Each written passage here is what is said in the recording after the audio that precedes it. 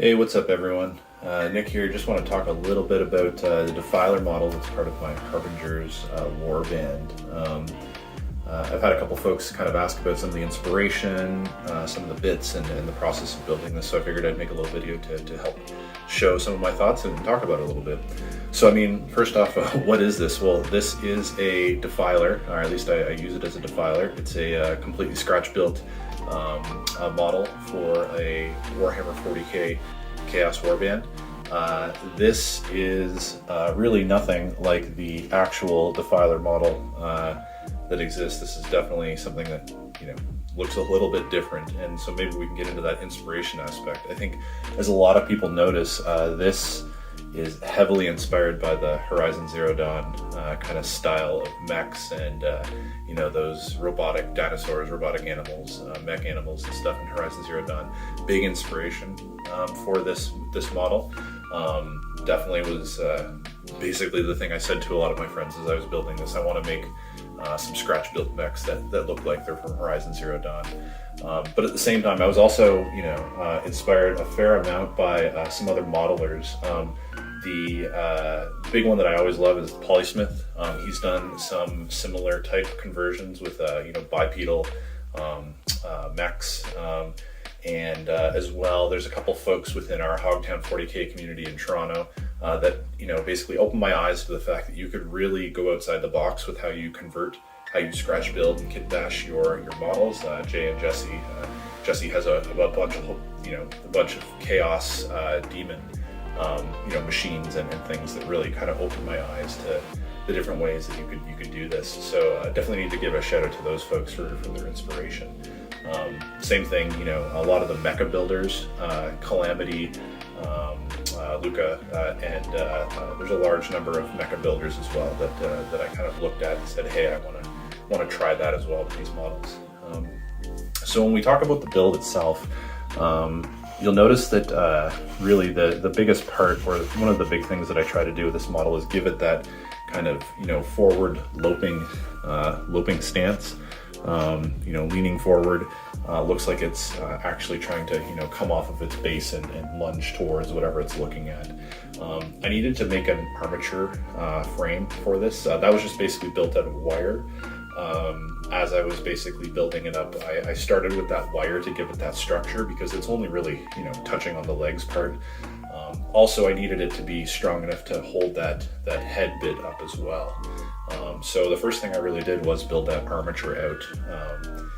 After that, you'll see that the bits are there's a couple pretty recognizable bits. There's the armature legs, of course. Those armature legs are awesome for these mechs. You'll see it in one of my other conversions. You'll see the Mauler Fiend, I believe, body for it. You'll have the Thanatar battle cannon head. Lucky enough to have a bit that I could use for that. And then there's a lot of, the rocket launcher, the rocket launcher pods are from the Storm Callan kit. Number of little pieces from Tau. A lot of those, little fins and accent pieces have that very cool Tau paneled look. Nice straight edges, which really, when mixed up with some of these, mech chaos style things, kind of push it into that more sci-fi realm rather than the chaos kind of realm. And not a ton of green stuff work for this. Most of the green stuff work was around the cabling, which is fairly simple. A little bit of green stuff needed to kind of give structure to that model itself. But yeah, not too much green stuff otherwise. A big part of this is the neck itself. So the neck was actually, like I said, has a wire armature kind of going right through the center of it. But the neck itself is just Cat5 cable. So basically took the sheathing of the Cat5 cable, put it around that armature, and that was that center part. There are a couple little wires again that are just the Cat5 cable wires that are in there to give a little bit of layering and bulk, and then the green stuffed cables kind of on the outside of that as well.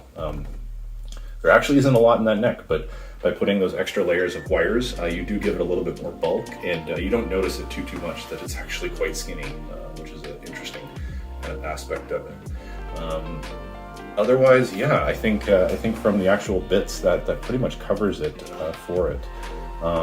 When doing my painting, I mean, I have a pretty specific style. The way I like to paint when I was doing this model, or this army at least, was fairly grungy.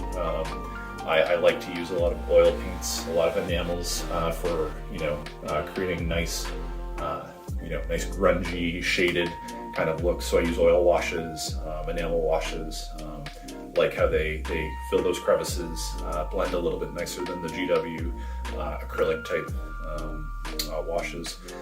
But I mean, from the other paints, I mean, just like, a variation of gray, airbrushed on top, painted on Vallejo metallic color, I believe metal color, steel for the most part.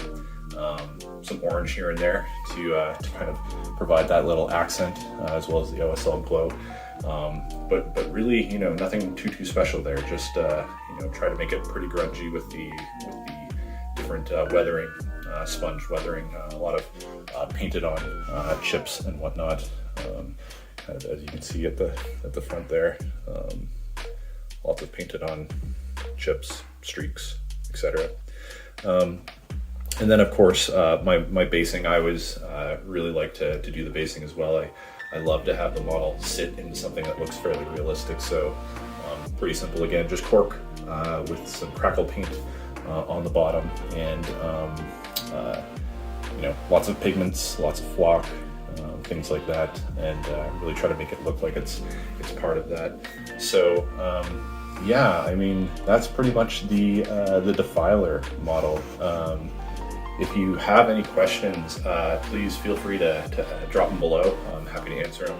You can drop me a line on my Instagram account, just DM me, grav.cardo. Or if you want to learn a little bit more about the Harbingers army itself, check out my website, grav.ca. I'm doing a little write-up on the Harbingers army just for folks who want to know a little bit more lore, know a little bit more about the overall inspiration of the army. But thanks all for watching. Really appreciate it. Let me know if you have any questions or comments. Chat with you soon.